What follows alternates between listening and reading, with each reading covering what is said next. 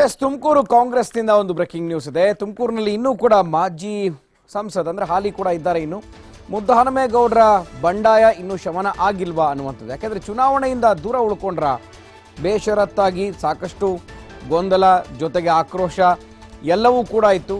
ತಾನು ಕೂಡ ಬಂಡಾಯ ಅಭ್ಯರ್ಥಿಯಾಗಿ ತುಮಕೂರಿನಿಂದ ನಿಲ್ತೀನಿ ಅಂತ ದೇವೇಗೌಡರ ವಿರುದ್ಧ. ಆದರೆ ಮೈತ್ರಿ ಪಕ್ಷದ ಮುಖಂಡರ ಮೇಲೆ ಮುದ್ದಹನುಮೇಗೌಡರು ಆ ಸಂದರ್ಭದಲ್ಲಿ ಮುನಿಸ್ಕೊಂಡಿದ್ರು. ಈಗ ಮತ್ತೆ ಅದೇ ಮುನಿಸು ಮುಂದುವರೆದಿದೆ. ಯಾಕೋ ಚುನಾವಣಾ ಪ್ರಚಾರಕ್ಕೆ ಇನ್ನೂ ಕೂಡ ಹಾಲಿ ಸಂಸದರು ಭವಿಷ್ಯದ ಸಂಸದರ ಪರವಾಗಿ ಬರ್ತಾ ಇಲ್ಲ, ಭವಿಷ್ಯದ ಸಂಸದ ಅಭ್ಯರ್ಥಿ ಪರವಾಗಿ ಬರ್ತಾ ಇಲ್ಲ.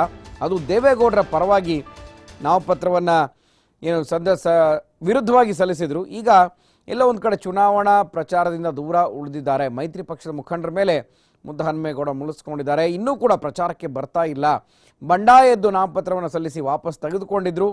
ಆದರೆ ಈಗ ಯಾಕೆ ಜನರ ಮುಂದೆ ಯಾಕೆ ಹೋಗಬೇಕು, ಅಭ್ಯರ್ಥಿ ಪರ ಯಾಕೆ ಪ್ರಚಾರ ನಡೆಸಬೇಕು ಅನ್ನುವಂಥ ಮನೋಭಾವನೆ ಅವರಿಗೆ ಇದೆಯಾ? ಸೊ ಇನ್ನೂ ಗೊಂದಲ ಏನಿದೆ?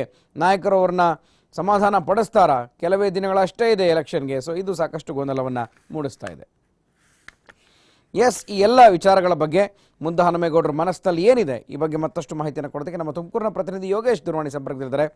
ಯೋಗೇಶ್, ನಾಮಪತ್ರ ವಾಪಸ್ ತೆಗೆದುಕೊಳ್ಳೋದಿಲ್ಲ ಅಂತ ಆಕ್ರೋಶ ಭರಿತರಾಗಿ ಮಾತನಾಡಿದಂಥ ಮುದ್ದಹನುಮೇಗೌಡರು ಒತ್ತಾಯಕ್ಕೆ ಮಣಿದು, ಹೈಕಮಾಂಡ್ ಆಗಬಹುದು ಅಥವಾ ಕಾಂಗ್ರೆಸ್ ನಾಯಕರ ಒತ್ತಾಯಕ್ಕೆ ಮಣಿದು ವಾಪಸ್ಸನ್ನು ತೆಗೆದುಕೊಂಡ್ರು. ಆದರೆ ಕಾರ್ಯಕರ್ತರಲ್ಲಿ ಇನ್ನೂ ಕೂಡ ಅಸಮಾಧಾನ ಇದೆ. ಹಾಗೆಯೇ ಮುದ್ದಹನುಮೇಗೌಡರು ಕೂಡ ತಮ್ಮ ಮುನಿಸನ್ನು ದೂರ ಮಾಡಿಕೊಂಡಿಲ್ವಾ? ಸೊ ಏನಿದೆ ಹೆಚ್ಚಿನ ಮಾಹಿತಿ ಇದ್ರ ಬಗ್ಗೆ? ಗುರುಪ್ರಸಾದ್, ಏನು ನಾಮಪತ್ರ ಅಂದ್ರೆ ದೇವೇಗೌಡರು ಕಣಕ್ಕೆ ಹಿಡಿತಾರೆ ಅಂತ ಗೊತ್ತಿದ್ರು ನಾಮಪತ್ರ ಸಲ್ಲಿಸಿದ ಬಳಿಕ ಏನು ಮುಖಂಡರ ಒತ್ತಾಯದ ಮೇಲೆಗೆ ಅವರ ನಾಮಪತ್ರ ವಾಪಸ್ ತೆಗೆದುಕೊಂಡಿದ್ದಾರೆ. ನಾಮಪತ್ರ ತೆಗೆದುಕೊಳ್ಳಕ್ಕೆ ಅವ್ರು ಬಂದಿರಲಿಲ್ಲ.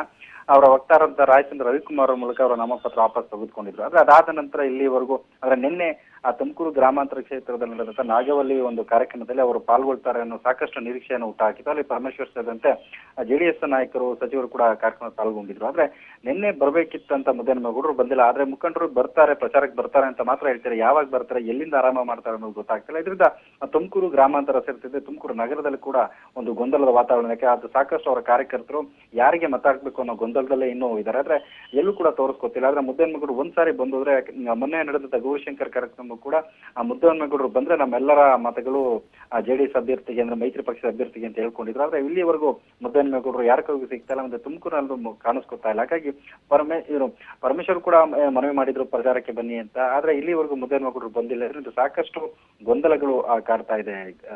ಓಕೆ, ಥ್ಯಾಂಕ್ ಯು ಯೋಗೇಶ್ ಮಾಹಿತಿಗೆ.